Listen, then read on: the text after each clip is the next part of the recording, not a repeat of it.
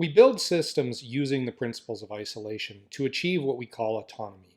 And autonomy is basically the idea that each of our services that we build can operate independent of one another. So why is that beneficial? Why do we want this autonomy in our services?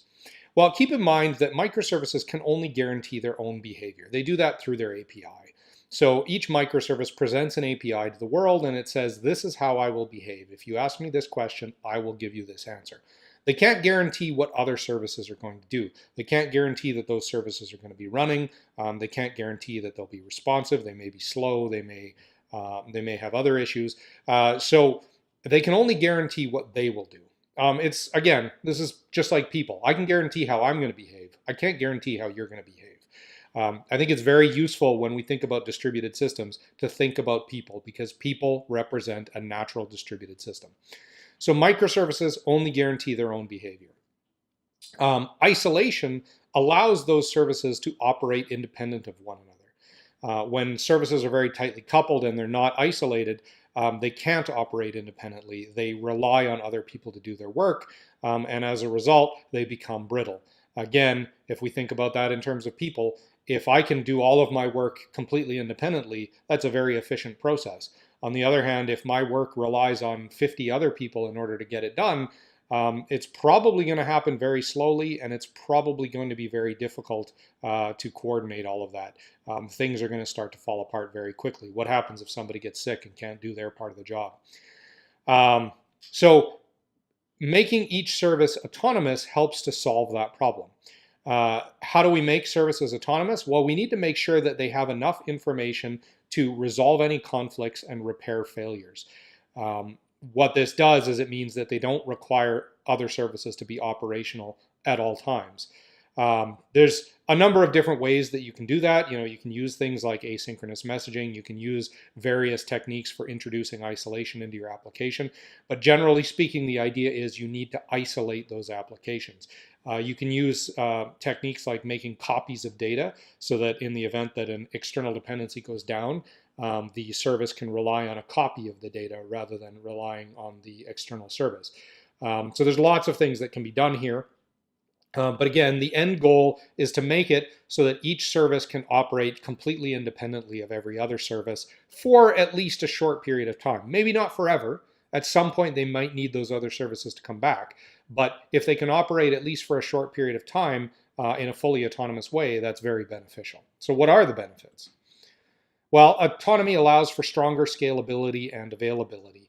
If you think about it, fully autonomous services, these are services that literally have no external dependencies, can be scaled indefinitely. You can just keep creating copies of them. They have no dependencies, so there's nothing preventing you from scaling forever. Now, the reality is a fully autonomous system is a pretty rare, possibly non-existent thing. But the closer we can get to fully autonomous, the better situation we're going to put ourselves in. In addition, operating independently means that they can tolerate any amount of failure. If it's a fully autonomous system, then the entire world can fail around them and they will continue to operate. Again, that's probably an unachievable goal, but the closer we can get to it, the better. So that's kind of what we're trying to achieve. We're trying to get as close to fully autonomous as possible, recognizing that we're probably not going to get all the way there. So how do we do it? Well, communicating only through asynchronous messaging. Again, if the moment we introduce a synchronous message, now we've eliminated autonomy. We now depend on that response. And so communicating only through asynchronous messaging improves our autonomy. We need to maintain enough internal state for the service to function in isolation. This may mean making copies of data, for example. Those copies, incidentally, are going to be eventually consistent rather than immediately consistent or strictly consistent. That's important because it allows us to create these additional copies of the data so that in the event that an external dependency fails, we can fall back to that possibly slightly out of date information.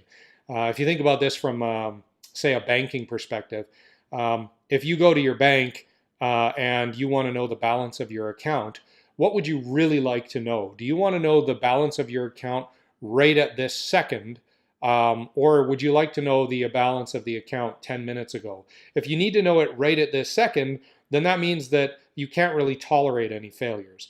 If you need to know it, say, 10 minutes ago, then that means theoretically the system that updates your balance could have failed 9 minutes ago, and you're still going to be okay.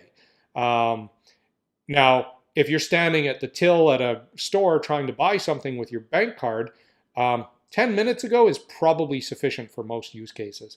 You don't necessarily need up to the millisecond information at that point. So that's a way to help achieve autonomy. We also want to avoid any kind of direct synchronous dependencies on external services. Again, direct synchronous dependencies means that you can't do your job until you get back that response, which means you can't be autonomous. There's just no way you can do it. You now have a direct dependency on somebody else to do their job. So these are the types of things that we want to do, but at the end of the day, it's all about finding ways to isolate your microservices. The more isolation you can put in, the more autonomous your microservices are going to be.